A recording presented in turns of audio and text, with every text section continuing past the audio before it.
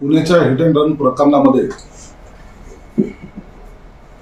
ज्या मुलाच्या गाडीने दोन लोकांचे मृत्यू झाले, एक मुलगा एक मुलगीचा, त्या संदर्भामध्ये जनतेच्या अत्यंत तीव्र भावना आणि तीव्र पडसाद या महाराष्ट्रभर उमटलेले आहे। एखादा मस्तवाल मुलगा श्रीमंतीच्या जोरावर काय करू शकतो आणि त्याचे परिणाम कसे घडू शकतात यावर अनेकांनी संताप व्यक्त केला।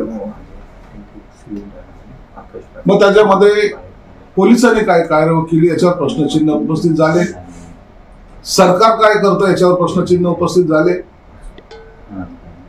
परंतु एक गोष्ट स्पष्ट आहे, झालेल्या घटनेचा निंदा ही प्रत्येकाने केली तर आहेच आहे, परंतु सरकारने सुद्धा त्यावर कठोर पावलं उचललेली आहे।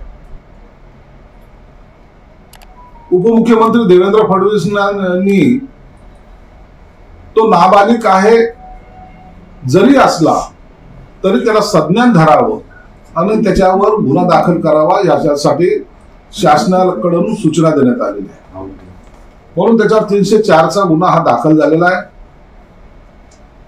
दुसरा, त्याला जे सहकार्य करणारे होते त्याचे वडील, ज्यांनी लायसन नसताना सुद्धा मुलाला गाडी देणे, त्यावर त्याला जो पैसा जमा पुरवणे, अनेका दिवसाचा खर्च जवळपास 48,000 रुपये, त्या दारूच्या पबचा खर्च, हे सगळ्या गोष्टी जर पाहिल्या तर चीड निर्माण होते। प्रत्येक माणसाला वाटतं की अशा लोकांनी यांना कठोर कारवाई झाली पाहिजे, त्या दिशेने सरकारने पावलं उचललेली आहे।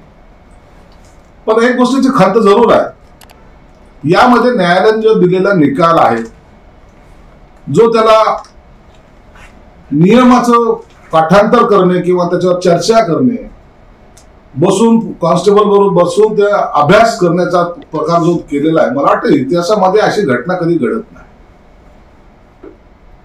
कसली त्याला सजा दिलेली की तुम्ही आता नियम काय तर सांगा, लाल लाईट लागल्यानंतर गाडी थांबवायची, येलो झाल्यानंतर पुन्हा समजायचं का आता दुसरा ग्रीन सिग्नल पडणार आहे मग गाडी काढायची, या असे नियमावर सांगणं आणि त्या मुलाला शिकवणं जो दारू पिऊन असे भरधाव वेगामध्ये गाड्या चालवतो, समोरच्याला कुणाला न पाहता गाडी खाली चिरडतो, मला वाटतं हे सुद्धा बरोबर नाहीये।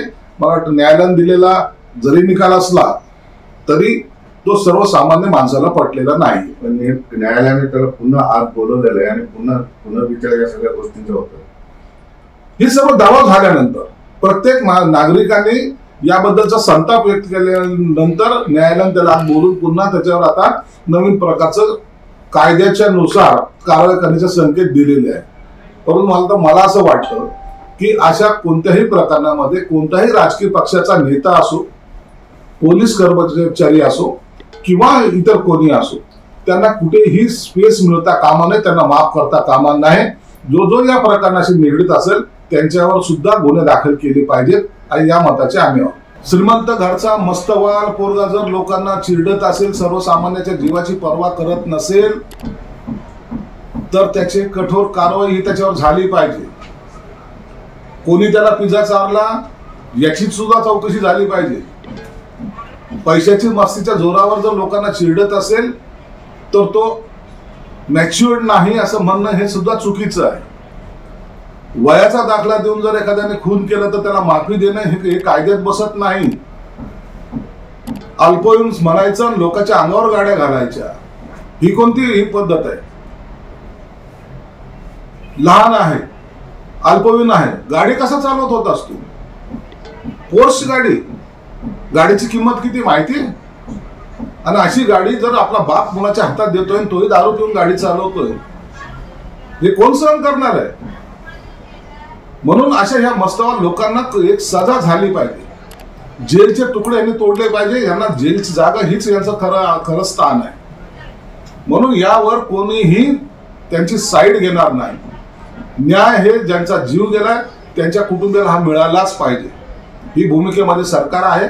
म्हणून वाटेल ते होईल, परंतु या गुन्हेगारावर कडक कारवाई झाल्याशिवाय राहणार नाही अशी आमची ठाम समजूत आहे। त्याच प्रकरणात असा नवीन मुद्दा समोर आलाय की त्याच्या रक्ताचा रिपोर्ट यायला 2 दिवसाचा वेळ लागलेला आहे, पण काही अभ्यासकांचं म्हणणं आहे की रक्ताचा रिपोर्ट फक्त 12 तासात येतो. ते सर्व चौकशाचा भाग आहे. आता त्याला चौकशा होऊ द्या. याच्यामध्ये कुणी डिले केलाय, कोणी त्याला सहकार्य केलंय, कोण पोलीस स्टेशनला गेलं होतं, कोण त्याला सोडायला मदत करत होतं, त्याचा बाप असा पळत का होता, या सर्व गोष्टीचा खुलासे पोलीस चौकशीच्या अंती आपल्याला दिसून येतील. सर्वच गोष्टीवर आज भाष्य करणे योग्य नाही. पोलीस कमिशनर त्यांचं काम करतायत. त्यांना एखाद्या दिवसाचा आणखी जरी वेळ लागला तरी त्यामध्ये सर्व गोष्ट ही सर्व जनतेसमोर येणार आहे. म्हणून निश्चिंत राहा, सरकार गुन्हेगाराला पाठीशी घालणार नाही.